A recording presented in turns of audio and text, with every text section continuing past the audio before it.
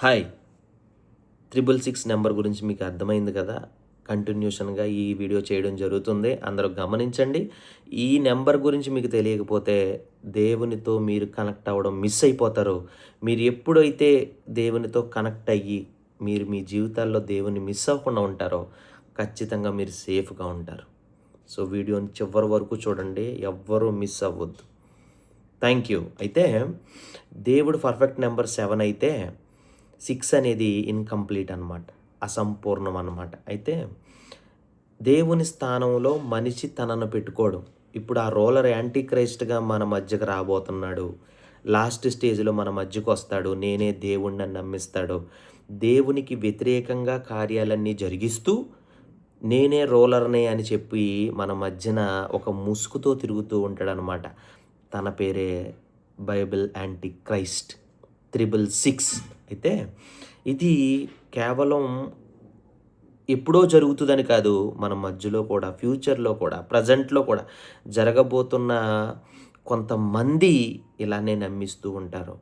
మీరు ఎప్పుడు కూడా దేవుణ్ణి మిస్ అవ్వద్దు అని నేను పదే పదే ఎందుకు చెప్తున్నాను అంటే, మీ మధ్యలో ఒక రోలర్ రావడం కానీ, ఒక యాంటీ క్రైస్ట్ రావడం కానీ రాకూడదు. Thank you. అలాగే మనం దేవుని ప్లేస్లో మన డెసిషన్స్ని పెట్టుకుంటున్నప్పుడు మనలో కూడా ఒక 666 అనేది పనిచేస్తూ ఉంటాడు అనమాట. అయితే దేవునికి ఎప్పుడైతే ఫస్ట్ స్థానం ఇస్తామో ఆ 666 అనేది పనిచేయడం అనేది తగ్గిపోతూ ఉంటుంది.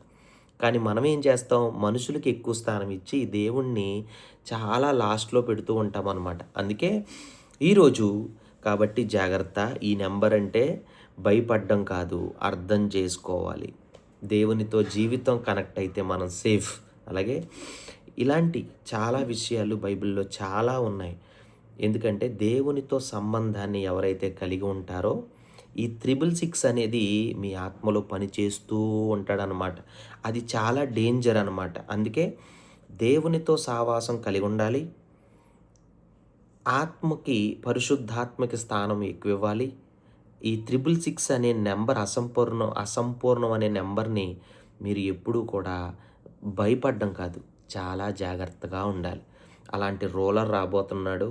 రాబోయే రోజుల్లో యాంటీ క్రైస్ట్ మీద పనిచేసే ఒక రోలర్ రాబోతున్నాడు. ఆ నెంబర్ మీదే, ఆ 666 నెంబర్ మీదే గుర్తు, అంటే తిను ఆ 666 నెంబర్ అనే గుర్తు మీదే వాడు అమ్మడం జరగాలి, మీరు కొనడం జరగాలి.